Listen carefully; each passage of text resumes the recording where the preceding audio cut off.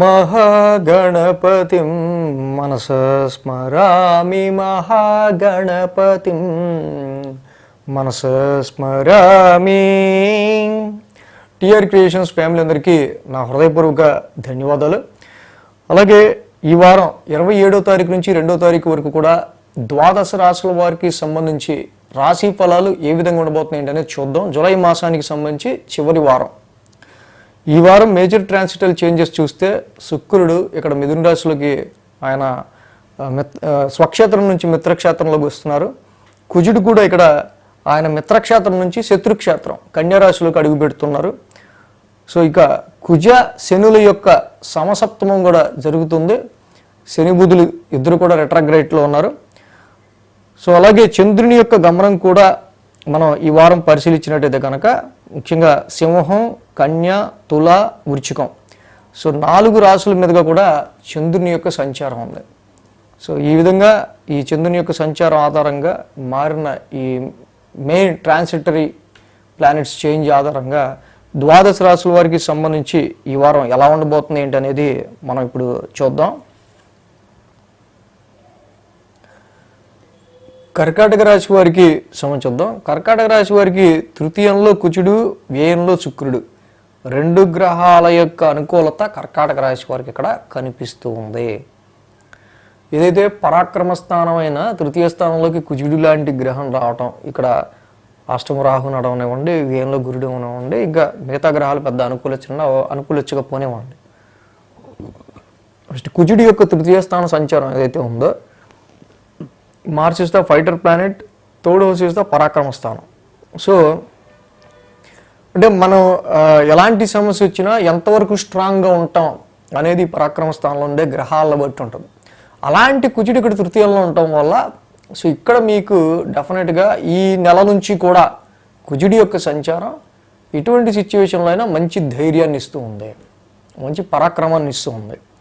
So దీనివల్ల ఏంటంటే you are not pen down, మీరు తగ్గరు. సో పోరాడదాం అన్నట్టే ఉంటుంది మీ స్ఫూర్తి. అలాగే వ్యయంలో శుక్రుడి యొక్క సంచారం ఇక్కడ మనకు కనిపిస్తూ ఉంది. ఆల్రెడీ ఈ కర్కాటక రాశి వాళ్ళకి సంబంధించి మిగతా గ్రహాలు వ్యయంలో పెద్ద అంత అనుకూలమైన ఫలితాన్ని ఇవ్వవు, కానీ శుక్రుడు కొంచెం ప్లెజెంట్ స్లీప్ని, అలాగే మనస్పూర్వకమైన కొన్ని ఖర్చులు మీరు పెట్టుకునేటట్టు ఇలాంటి కొన్ని విషయాలు కొంచెం పాజిటివ్ రిజల్ట్స్ అయితే శుక్రుడు ఇస్తాడు. ఇక్కడ 2, 3, 4, 5 స్థానాల మీదుగా చంద్రుని యొక్క సంచారం ఉంది. మెయిన్ మంగళ, బుధ 2 రోజులు కూడా అనుకూలంగా ఉంది. వారం ప్రారంభమే మనం చూస్తే కనుక ఇక్కడ చంద్రుడి యొక్క ద్వితీయ స్థాన సంచారం నుంచి మొదలైంది. సో ఇక్కడ చూస్తే కనుక కుటుంబ పరిస్థితుల రీత్యా ఇలా నెత్తి మీద పెద్ద ప్రెషర్ ఉన్నట్టు ఉంటుంది. ఫ్యామిలీలో ఎవడో ఒకటి తిన్నగా ఉండడు, ఏదో ఒకటి తీసుకొస్తారు అన్నట్టుగా ఈ కర్కాటక రాశికి సంబంధించి మెయిన్గా ఫ్యామిలీ పరమైన ఒత్తిడి, ఫ్యామిలీ పరమైన విషయాల్లో వీళ్ళకి ఒక రకమైన షార్ట్ టెంపర్ అలాంటిది కలుగుతూ ఉంటుంది. దానికి తోడు ఆలోచనలు ఎడతగిన ఆలోచనలు తిరుగుతూ ఉంటాయి ఒక పక్కన. సో ఇక్కడ వారం ప్రారంభం మనీ పరంగా తీసుకునే డెసిషన్స్ ఏదైతే ఉంటాయో, ధనపరమైన ఆర్థికపరమైన విషయాల్లో తీసుకునే డెసిషన్స్ చాలా జాగ్రత్తగా తీసుకోవాల్సిన అవసరం ఉంది. అలాగే మంగళ, బుధవారాల్లో మనం చూస్తే తృతీయ స్థానంలో చంద్రుని యొక్క సంచారం. చంద్రుడు కూడా తృతీయంలో యోగిస్తాడు పరాక్రమ స్థానంలో, కుజుడు కూడా పరాక్రమ స్థానంలో యోగిస్తాడు. చంద్రకుజుల యొక్క కలయిక మంగళ, బుధవారాల్లో చక్కగా మీ వర్క్ విల్ డన్. మీరు ఏదైతే వర్క్ జాబ్లో ఆ చేయాల్సిన వర్క్ని కంపల్సరీగా చక్కగా మంచిగా మీరు దాన్ని కంప్లీట్ చేయడం, మంచి విల్ పవర్తో చాలా స్ట్రైట్ ఫార్వర్డ్గా ముందుకెళ్ళి ఇక్కడ కనిపిస్తూ ఉంది. ఈ గురు, శుక్రవారాల్లో చూస్తే కనుక చతుర్థ స్థానంలో చంద్రుని యొక్క సంచారం జరుగుతుంది. సో ఎప్పుడైతే చతుర్థంలో చంద్రుడి యొక్క సంచారం ఇక్కడ జరుగుతూ ఉందో, మనం చెప్పుకున్నట్టు కొన్ని సందర్భాల్లో ఏంటంటే ఈ రాశి వాళ్ళకి సంబంధించి పేరెంట్స్ రిలేటెడ్ రీత్యా కొన్ని ఖర్చులు కావచ్చు, ఎడ్యుకేషన్ రిలేటెడ్ రీత్యా కొన్ని ఖర్చులు కావచ్చు, లేదా మీ డొమెస్టికల్ కంఫర్ట్స్ రీత్యా కొన్ని ఖర్చులు కావచ్చు. అలాగా కొన్ని ఎక్స్పెన్సెస్ మాత్రం ఇక్కడ మనకి కనిపిస్తూ ఉన్నాయి. ఇక వారాంతానికి మనం చూస్తే కనుక పంచమ స్థానంలో చంద్రుని యొక్క సంచారం జరుగుతూ ఉంది అక్కడ. సో ఈ రాశి వాళ్ళకి మనం చెప్పుకున్నట్టు కర్కాటక రాశికి మంచి వెన్నుదన్ను లాంటి ప్లానెట్ కుజుడు. Is very powerful planet. And కుజుడు కర్కాటకానికి ఓ బ్యాక్ బోన్ నిజం చెప్పాలంటే. అలాంటి గ్రహం తృతీయ స్థానంలో ఉండటం వల్ల ఏదైతే మీరు ఎక్స్పెక్టేషన్స్ పెట్టుకున్నారో, ఇన్వెస్ట్మెంట్స్ రీచ్ అయినా, మీ వర్క్ అవుట్పుట్ రీచ్ అయినా, సంతానపరమైన విషయాల్లో మీ పిల్లలకి సంబంధించా ఏదైనా వాటి విషయాల్లో మీరు పెట్టుకున్న ఎక్స్పెక్టేషన్స్కి తగ్గ రీచబిలిటీని పొందడానికి ఎంత ఎఫర్ట్ పెట్టాలో దానికి, ఆ ఎఫర్ట్కి మీరు చేసే ఆ కృషికి ఎంత విల్ పవర్ కావాలో అంత విల్ పవర్ చక్కగా మీ దగ్గర ఉంటుంది. దాన్ని అలా కంప్లీట్ చేయడానికి మీరు ముందుకు వెళ్తుంటారు కర్కాటక రాశి వాళ్ళు. మన ఇక్కడ మెయిన్గా గమనించదగింది ఏంటంటే ఈ కుజ శనుల యొక్క సమసప్తం. ఇక్కడ ఏమో భాగ్యస్థానంలో శని ఉన్నారు, తృతీయ స్థానంలో ఏమో కుజుడు ఉన్నారు.